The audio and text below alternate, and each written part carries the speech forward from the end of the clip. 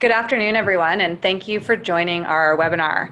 Today we're going to be talking about protecting your crypto assets. Protecting your crypto assets is one of the most important things that you should do. No matter what your knowledge level, we're going to cover some important aspects of security and privacy that everyone should consider. So if we flip to the next slide, the agenda that we're going to cover specifically today, we're going to do some brief intros for myself and Magdalena, for those of you who have not met us. We're going to cover some common cryptocurrency pitfalls, how to avoid exchange failures, crypto storage and private key best practices, common cryptocurrency scams, avoiding SIM swaps, and then some information on and tips on privacy. And then finally, we'll open it up for questions and discussions to the extent that there are any at the end of the webinar. Yeah, hi guys, Meg's here. Also, I just wanted to say there is a chat, but there's also a feature where you guys can ask questions at any point during this talk, and we'll get to it at the end. Great. So speaking right now, hi, I'm Pam. I spent almost 15 years in the traditional finance world working at Canadian Big Five banks before jumping into the world of cryptocurrency. About 2 years ago, I joined as a co-founder of Bitvo. We're a cryptocurrency exchange based here in Canada, and we've been fully up and operational for about 15 months now. I'll let Meg introduce herself. Yeah, hi guys. Some of you know me as Crypto Meg, or also I'm Magdalena. I'm currently a partner at MetaMesh, which is a consulting group. I've also worked 10 years in government, helping with tech adoption and helping startups and scale-ups grow. More recently, I've been involved in the Quadriga exchange failure, where I'm an inspector overseeing the bankruptcy, as well as representing a number of affected users. And I'm also quite active in the policy and reg space, helping our sector communicate with government on getting the regs that we need to make sure that consumers like us are protected. So we're going to launch in. Weird feedback, sorry about that. I really want to cover 4 types of pitfalls that people face in the crypto space. And now these aren't just unique to the new people entering our market, they also happen to crypto veterans. So the types that we're going to be covering are exchange failures, where exchanges close, they abscond with user funds, or they get hacked. We've been seeing increased creativity from scammers. A common one is, and a really upsetting one to people, is the loss of your crypto or your private keys. We're also going to tackle the growing rise of SIM hacks, where fraudsters take over your accounts.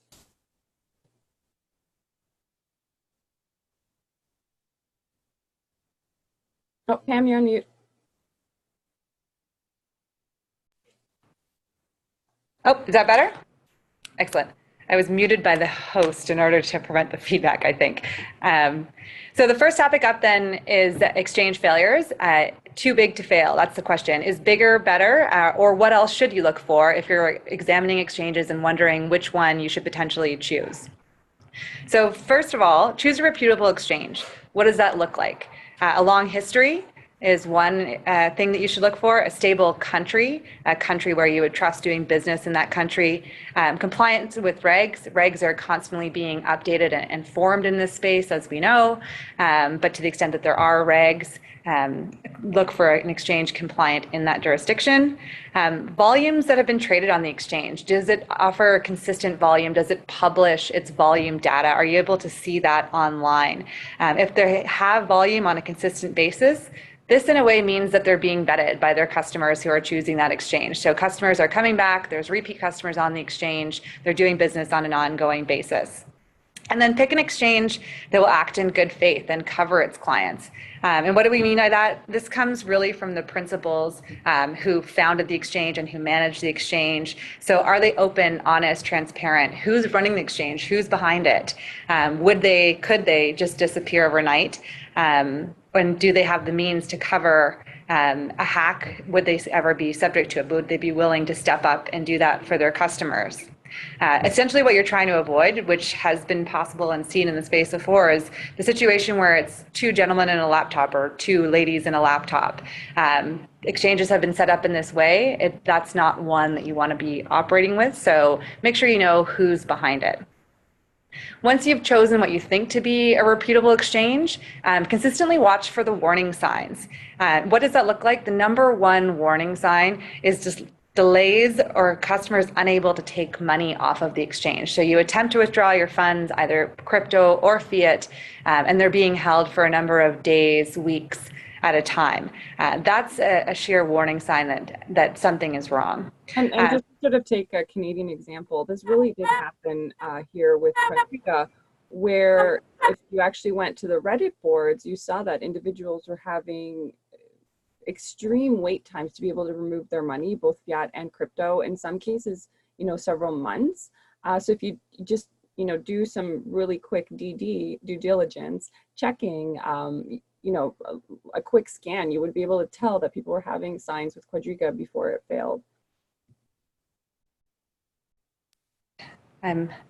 So the next thing to look for is arbitrage. People try to arbitrage various different exchanges, and given where the current market is at for crypto, a small amount of arbitrage between exchanges is completely natural, and it happens. But when these arbitrage opportunities or potential differences in prices exist between exchanges that are so extreme, they're in that too good to be true area. So if you can buy on an exchange for far cheaper than you can buy on another exchange, or you can sell on an exchange for far more than what you'd get on another exchange, if it becomes so large that it is too good to be true, it probably is. And that arbitrage means that they're trying to attract customers to cover up potentially some issues that are happening underneath. And sometimes the arbitrage also is a nature. It really tells that something's wrong with the exchange. At one point, Quadriga had, double-digit arbitrage differences. And once we actually realized what happened, it was because people could not take their money off. So they were buying Bitcoin at maybe 12% higher because people wanted to shift from their fiat balance to get Bitcoin and withdraw their funds. Another thing to look for is communication. Issues happen, things come up. This is the IT business and it's in an emerging industry. But when there is a glitch, when the website's down, when you're unable to access your funds, how is the exchange communicating with you? Are they communicating at all? What are they saying? Are they being open, honest, and transparent? Watch for those communication signs. And then also another check that you can do is posts online to public forums such as Reddit. So take these with a grain of salt because people sometimes have their own motivations for what they would post. But I think if you do your diligence and really read through the bulk of the comments and try to aggregate an overall theme, key points will come out, like customers are consistently experiencing withdrawal issues or customers are consistently experiencing some negative issue. You'll see that the bulk of the feedback will be directional one way or the other, and look for that bulk of the feedback to obviously be positive. And then the last thing I think to think about when you're worried about exchange failures is limit your exposure. So choose reputable exchanges, watch for the warning signs, but then between those reputable exchanges, perhaps spread out your funds so that you have an amount of liquidity on each of them that limits that exposure to any one given exchange. And then also spread out your crypto funds into your own personal cold storage as well, a ledger device, and we'll get in later in this presentation about what some options are for those for taking it off.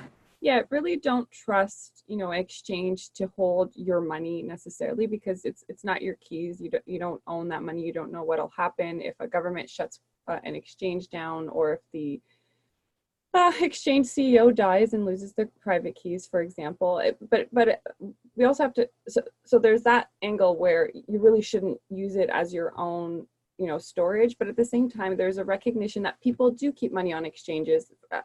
For example, they keep small amounts that they may want to trade, or they set limit orders. So really, if you do have to keep it, make sure that you are working with a reputable exchange. Maybe it's an exchange that has shown if something happens, for example, a hack, it covered its users. Definitely do your DD, but then yes, do definitely, kind of spread it out. Okay. So our last point on taking money off of exchanges and onto your own storage device. So next, I think Megs is going to cover private key and crypto storage best practices if you are doing that for yourself. Yeah. So the private key is really what grants any crypto user the ownership of the funds on any given address, and it lets you be able to do what you want with those funds. So when you create and back up your wallet, and as well as all those addresses that are generated within that wallet, a recovery or mnemonic phrase, or it's also called a seed, is generated. So this seed is super, super important. So you have to make sure you back it up, that you have a copy with it, because it gives you access to your funds. And never share your private key with anyone, you know, especially not strangers online. I'm going to get a little bit more detail around how to store your seed securely. So there's really two types of storage. There is a physical form of storing your private key, or a digital storage, sort of different types of digital storage. And they all have different kinds of trade-offs, usually around security or access and ease of use. So a lot of people, or some people, you know, really like to the physical storage option. And that's really, you know, when I say physical, I mean it's storing it on paper. So it's writing out your seed on a piece of paper, or it's etching your private key onto a piece of metal, which is a little more durable, and, you know, ink won't fade. Something like crypto steel, and that'll, you know, be around forever. And then some people choose to, you know, keep those in a safe or a bank deposit box. And people tend to like the physical storage options because some, you know, feel that, you know, electronic data could be subject to theft, subject to malware. Sometimes electronic media storage could be subject to a hardware failure. It's also possible that hardware wallets could have some undisclosed vulnerabilities that could be exploited by malware or be tampered with. So it's really your choice to figure out how much you want to store on which kind of form. I think there might be some questions being answered, which we will get to, asked, which we'll get to later. So now I'm going to dive into the digital types of storage, where I'll talk about physical hardware wallets, you know, air-gapped PCs, online or app wallets.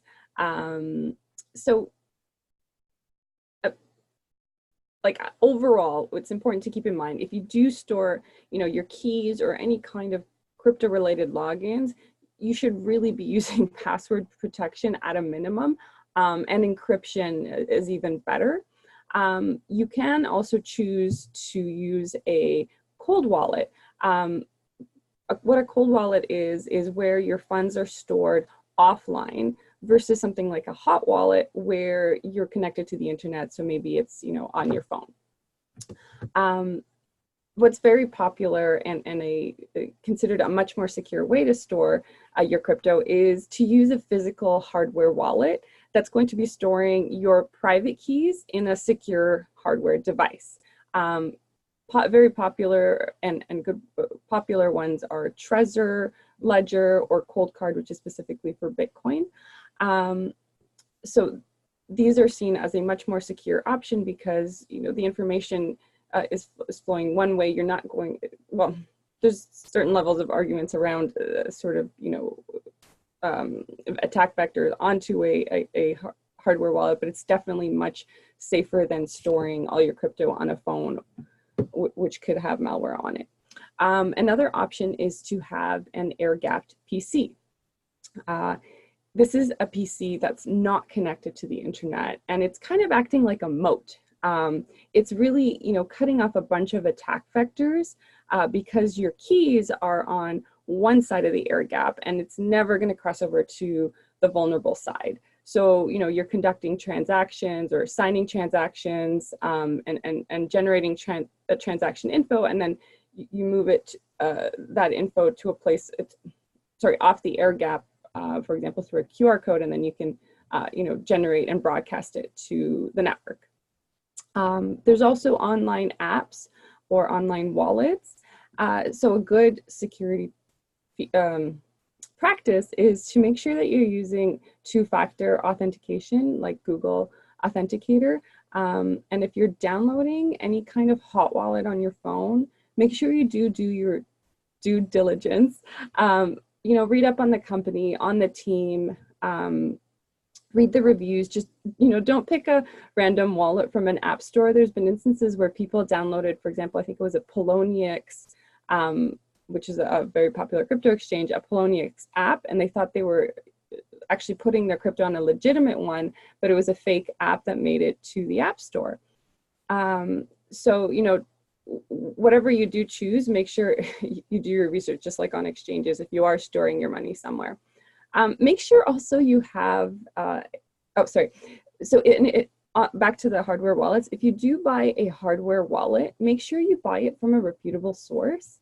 And what I mean by that is sometimes people have bought ledgers on eBay or Amazon, not from the official retailer, and they had this lovely little piece of paper inside that said, hey, we've done the hard work for you, we've generated your seed, here you go. And so when they put their crypto on there,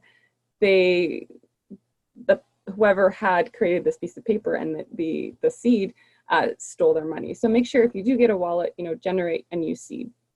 Now, this is if you're storing crypto for yourself, but we almost, you know, we should keep in mind, you need to have contingency plans in place should you, for example, meet an untimely demise in India per se. So if something happens to you, make sure you have some sort of plan where your family or your loved ones can, you know, access your crypto. Now, those are sort of, you know, the more basic types of storage.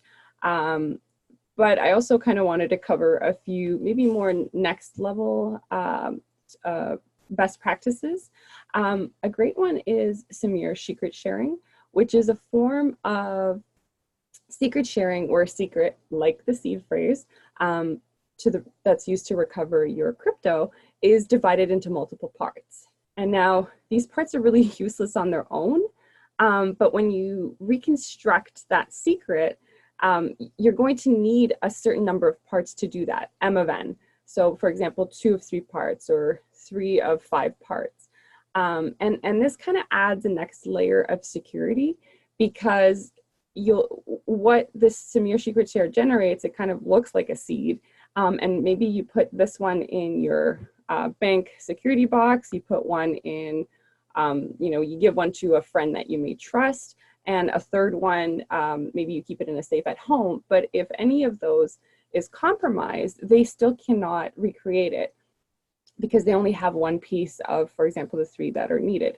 So it's safer in that respect, but you do have to keep in mind that if you are entrusting any part to the participants, that you need to trust them and make sure they don't collude. So like your 2 best friends, you know, collude and steal your wallet. Another one that I want to talk about, which is the sort of the craziest level of storage almost, is the Glacier protocol.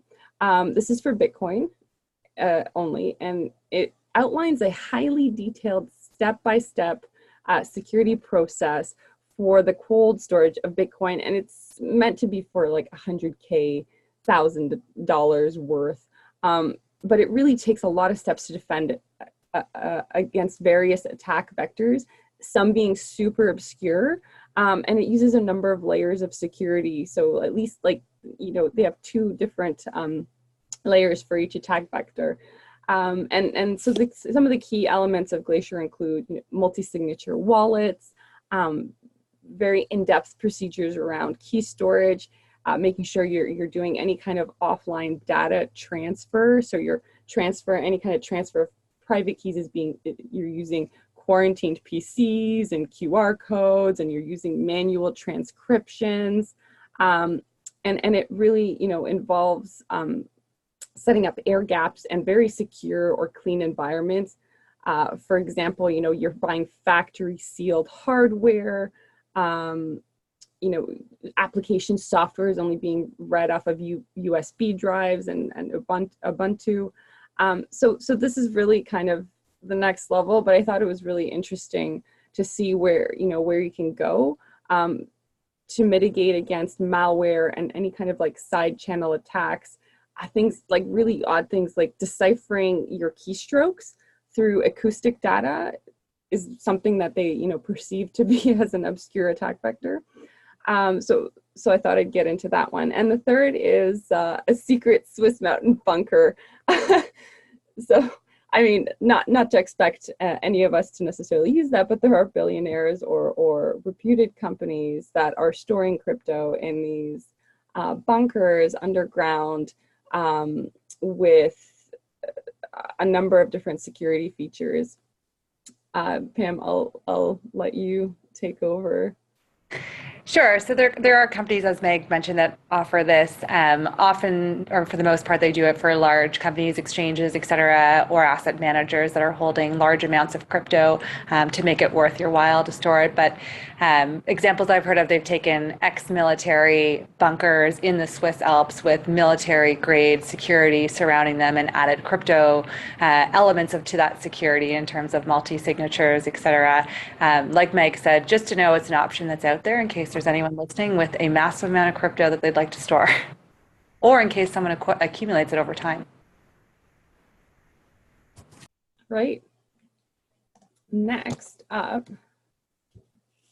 common crypto scams, and Pam is going to lead this.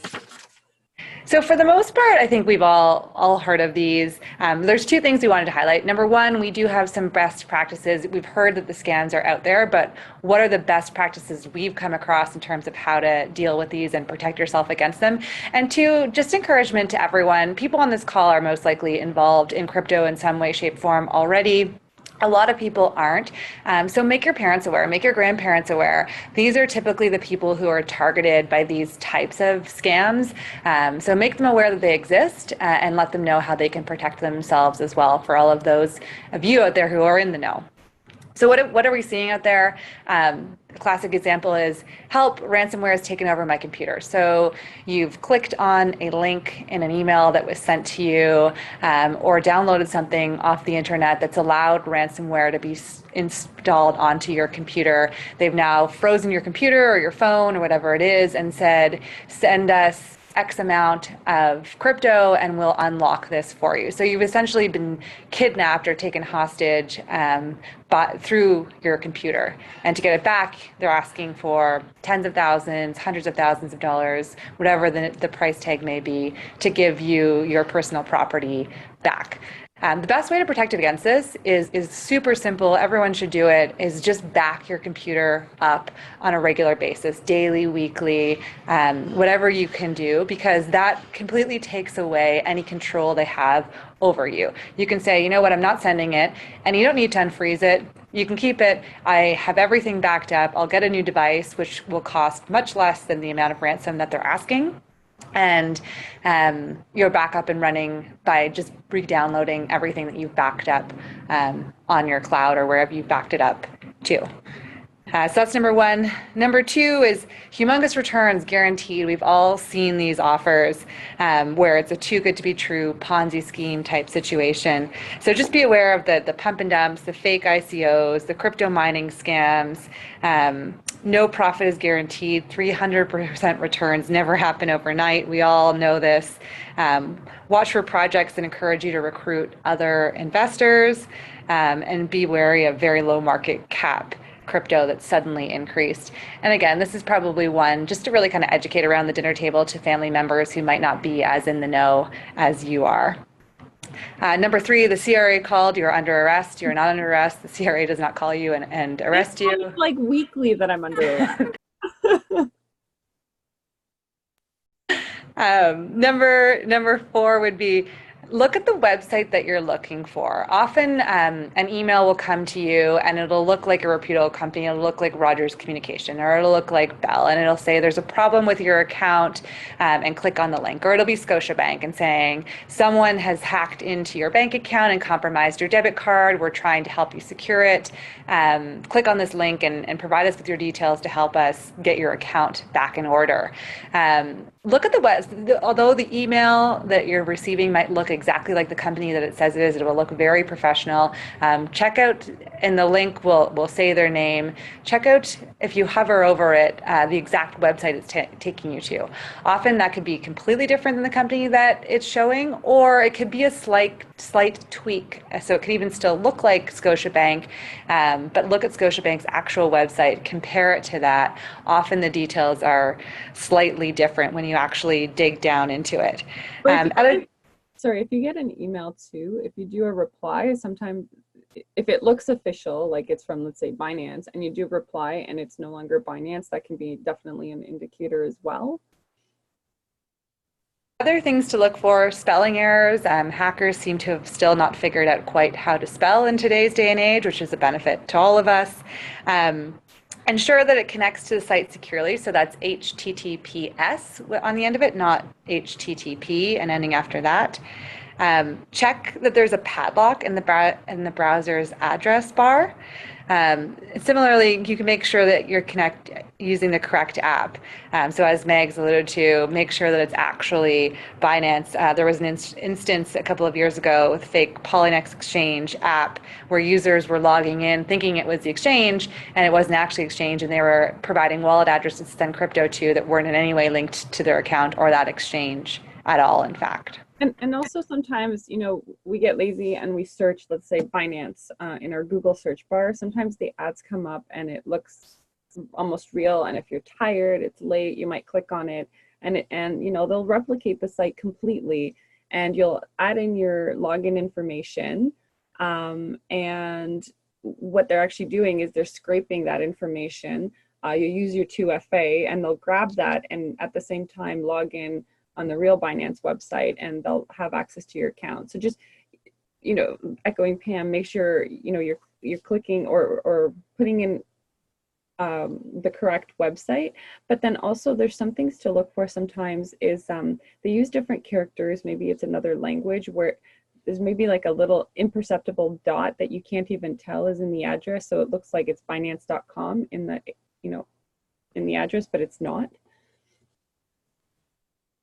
And I think the last thing that we wanted to highlight on common scams is the copy-paste malware. So malware can get installed in your computer, which affects your copy-paste feature.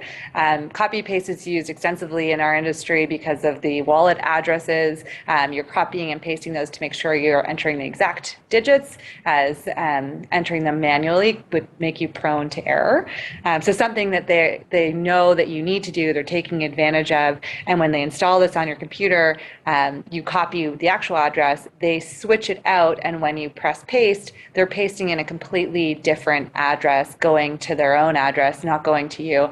So just double check, copy it, paste it the same way you normally would, but always do that double check where you're looking at the first 4 digits of the address and the last 4 digits of the address. That's a good quick check just to make sure you've actually pasted in the correct address and your computer hasn't been subject to this malware where it could be converting and putting a different address in there for you.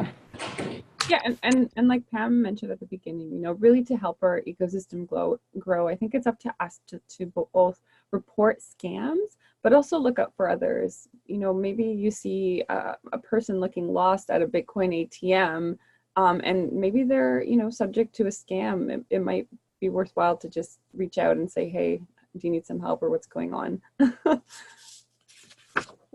course, sorry, I was just going to say, we want to make sure, our industry, it's kind of a negative, sometimes the crypto space has a negative PR associated with it. I think we need to do, it's on us to help improve that and help others too. And then, of course, there's the standard, don't download or install programs unless they're from a reputable source. Don't open suspicious attachments, and always make sure your antivirus is up to date. It's probably the best investment that you can make. So on to the next slide then, preventing SIM swap attacks. I think this is something, it's grown in popularity so much. Everyone's probably heard of it by now. A few years ago, not so popular, but especially in the crypto space, becoming increasingly so, and seeing it more and more.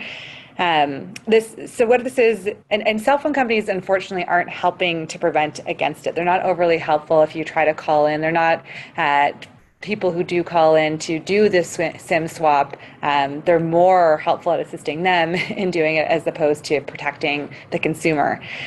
So what is a SIM swap? It's when a person gains access to your phone number remotely by swapping their SIM card in for your SIM card. And how do they do this? They contact the cell phone company. They provide a minimum amount of information about you. Often it's just the cell phone and the account number, and then they can swap out the SIM and swap in their own. That gives them complete control over the phone number. So how do you prevent against it? Number one, and at a minimum, protect your data. Like I said, they don't need much. It's really just your cell phone number and your account number. So try to protect that, as well as your address and other personal details about yourself online. Don't use SMS 2FA. So what this is it's two-factor authentication that requires a text message to your phone. Unfortunately, a lot of banks still require this, but what happens if this is your method of two-factor authentication and someone gains access to your SIM card, if you've been SIM swapped, they now have access to your two-factor authentication because they're receiving that text message to your phone number and are all of a sudden able to log into your accounts with that two-factor enabled. So use something else. Other methods are Google Authenticator. YubiKey is another method. Those are two kind of commonly used in the crypto world. Google Authenticator is an app. You can download it. It produces a code every minute that changes that you can put in to authenticate yourself. The YubiKey is a device that's shipped directly to you. And when you're using that, it's plugged into your computer. You have to have that separate device on you, plugged into your computer to allow for any transactions or logins to happen. One thing I would note, if you are switching your two-factor authentication to one of those devices, just make sure that you're getting them from a reputable site, which would mean only the site like Ledger like YubiKey's exact site, for example, similar to how Megs mentioned earlier with the Ledger. There are imposters online if you're looking on an eBay, for example. So just make sure you are downloading the proper app or going to the website to get the appropriate two-factor authentication device. And then the third thing, at a minimum, remove your phone number from your accounts where possible. So Telegram, for example, make sure your phone number is not visible online to online chats or other programs that you're potentially using. Like Telegram. Yeah, Telegram's the main one. So then what can you do if you want to go the extra mile? If you want to, you can require extra authentication to your mobile phone provider. So if you use Rogers, if you use Bell, call in and demand adjustments to your account such that, for example, you have to attend a physical store in person and provide 2 pieces of government-issued ID in order to make any changes to your account. That prevents anyone from just calling into your provider and trying to accomplish one of the SIM swaps online. These people, often what they'll do if they're trying a SIM swap, they'll call in, they'll do it right before the call line for Rogers, et cetera, closes. So it's only open truly during business hours, which is maybe it closes at 8, 9 p.m. at night. They'll do it at 7, 8 o'clock. By the time you realize, they now have a 12-hour window where you actually can't contact your phone provider because they're not open, and the stores are similarly not open. It gives them a 12-hour window to try to gain access to as much as they can via your phone number that they have it.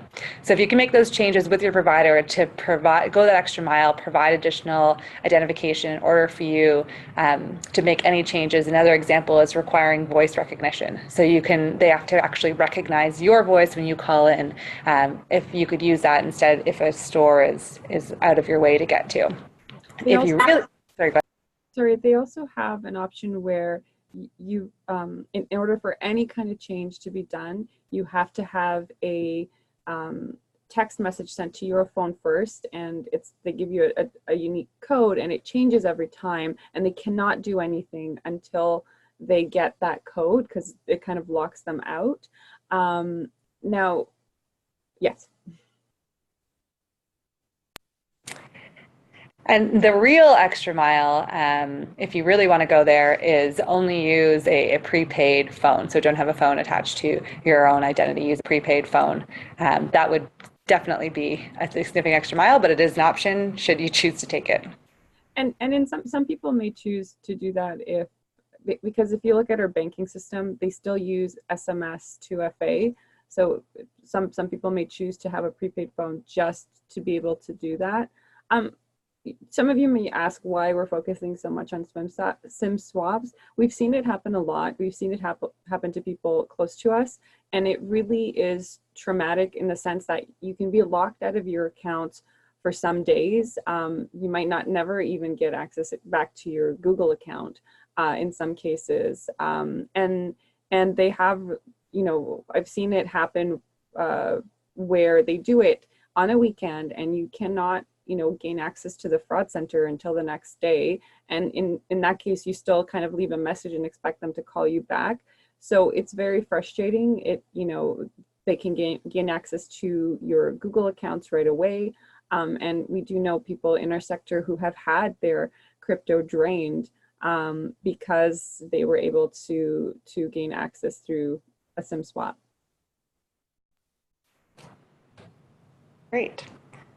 I think that's all I had on that. We can probably switch to our next slide. Cool. All right. We're now going to talk about privacy. And sometimes it can be, it's a topic that's kind of coming up more frequently as exchanges and governments start to consider, where things like privacy coins fit into this space, or as we move into a cashless society and you kind of lose the ability to transact anonymously. So, it really comes down to that some individuals may really want to maintain their privacy. And it's not necessarily because they're trying to be nefarious. They just want to do things like, keep their financial information private. It's a tool to mitigate against hackers. It also minimizes, your risk of financial censorship. We're lucky enough that we live in Canada where it's not, the case where, if you speak out against a dictator, they're going to close you off from the financial system. But some individuals in the crypto space are in that situation. It also, allows you to keep any kind of business dealings private from competitors because maybe you're able to obfuscate, your payments or what kind of volumes you're transacting with. The main reason why privacy is, I think, important is that really blockchain is forever. Crypto is not anonymous. And if you're ever de-anonymized, your entire transaction history is available there on a public ledger. So, and privacy isn't something that you just start being private right now. It's kind of a process that you have to keep maintaining for a long time to make sure that you retain your privacy. So let's talk about some privacy tips. Really, the big one is, I think, don't talk about your crypto gains or flaunt that you have a ton of Bitcoin and you've made a ton of money, because some people have been actually targeted for that and kidnapped or been attacked and had their crypto stolen. And really, similar to the SIM swaps, is minimize the amount of information that's available there on the internet, like your phone home number, your address. People can target you. So that's kind of a general practice. But when it comes to, transacting and using cryptocurrencies, there's a number of different privacy-centered wallets and services that you can use. There's privacy tools like CoinJoin, which is a coin scrambler, and it really allows users to combine a series of Bitcoin payments with payments of a number of other users, so maybe 90 other users or more, into what then appears to be a single transaction that has multiple inputs and outputs. And in this way, CoinJoin is really obfuscating a data trail that can help determine your identity. So that's one way that you can do it during transactions. You can also use privacy-centered wallets like Wasabi, which allows you to do trustless coin shuffling through something like CoinJoin. You can also use payment processors that keep privacy in mind. So a Canadian company, Bull Bitcoin, for example, implemented CoinJoin. So that's another option or tool that you can use. You can also consider your privacy when you're doing transactions. So you know, when you're using your address in Bitcoin, for example, limit the reuse of the address.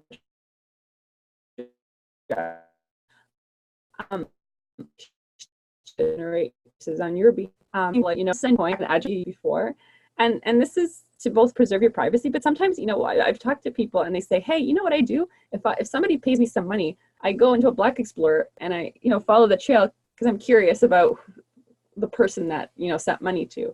So, you know, you really think about your privacy when you're sharing your address to anyone, because people can trace, you know, your crypto balances, they can see where you spent money at, and also be cognizant of when you're putting your address into a Block Explorer. Some of them have been known to sell your address to tracing companies for as much as $20. So when I hear that, you know, I think, wow, $20, that's a lot of money. That's really valuable. So, you know, think about these kinds of things when you're doing transactions or activities. Other options for those in the Bitcoin space is to use second layer payments. Use the second layer for payments like the Lightning Network so that your transaction is not broadcast on the public blockchain. You can also use a Tor and run your own node. So you're going to be, that allows you to mask your IP address,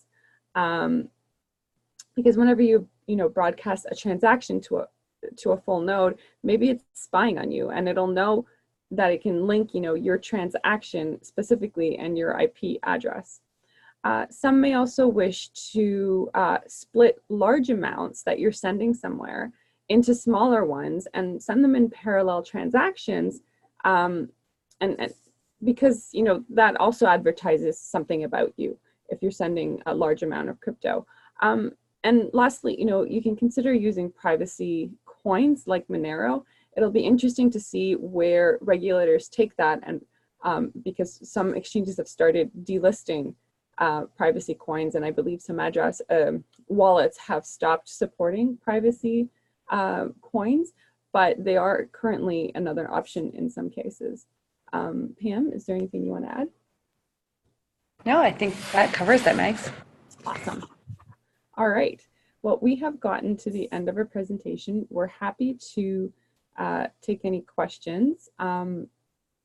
If you liked this webinar, there will be 2 upcoming webinars that MetaMesh will also be doing. One will be on the regulatory space and overview of in Canada, as well as we'll be doing a Libra dive-in.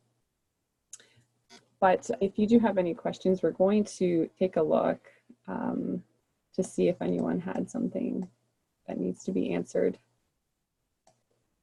Sorry, I'm just taking a quick look here.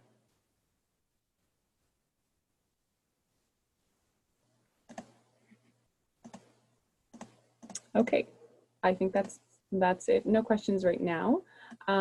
If you guys want to get in touch with us, I'm at CryptoMegs on Twitter. There's my LinkedIn information, as well as for Pam for Bitvo Exchange. If you want to try a new exchange, there you go. And all our info is up there. If you thought this was interesting, you can rewatch it or you know, through your registration link. Pam, I'll send it over to you now if you want to say anything. There we go. No, just thank you everyone for tuning in today. If you want to share it with your friends, please do so. If you have any questions following, happy to answer those. Stay in touch. Great, thank you. Oh, hold on. We had a question. Which recommendation would you give to avoid crypto scams online? Do you want to cover that one, Pam? Which recommendation would you give to avoid crypto scams online? Is there any kind of specific specific? I mean, I think we covered a lot of different areas. Are you thinking in addition to what we covered? Or the primary one? I, To be honest, I would say the primary one is whatever device you're using, whether it's an exchange, whether it's a storage device. Like I think I mentioned in the beginning, crypto is a new up and coming and emerging space. And with that, similar to when the internet was being born, you have people who are going to take advantage of that to their own financial gain. So there isn't going to be long histories for anyone, but really doing your research into the history of everything that you're interacting with, whether it's an exchange, whether it's a storage device, any aspect of it, making sure that you're dealing with the actual entity that you think you're dealing with. So if you're dealing with Ledger, for example, make sure it's a real Ledger, don't buy it online, and do your research up front, read the Reddit, look into the history of the company, make sure you understand the principles behind it. Don't just jump in, but really put a lot of effort in behind to understanding exactly who you're transacting with. I'd say that's probably the number one way people get into trouble in the space right now. Someone also, Francois also asked or commented that you may get direct messages often from support through Twitter or Telegram or Slack. And in many cases, you know, if someone is contacting you directly, they can make it appear like they're official when they're not.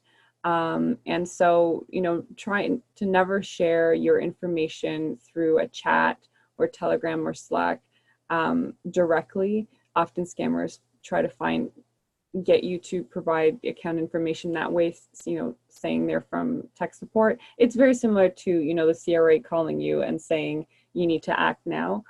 Just, you know, make sure that you're never sharing directly with any individual that contacts you any information. If you do think something's wrong, reach out through the appropriate channels, like going to the QA support or the support on the main website.